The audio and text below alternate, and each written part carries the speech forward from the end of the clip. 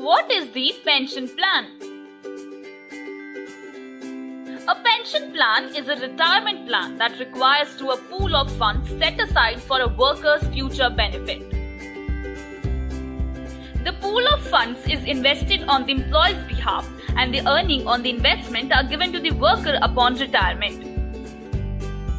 There are two main types of pension plans, the defined benefit and the defined contribution plans. First is defined benefit plans.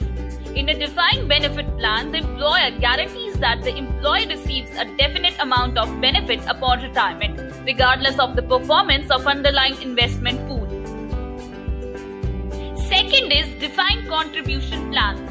In a defined contribution plan, the employer makes specific plan contributions for the worker, usually matching to varying degrees the contribution made by the employees.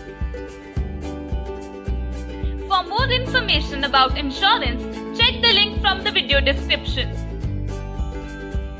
Subscribe to our YouTube channel, Dial Bank, and hit the bell icon for the further notification of our videos.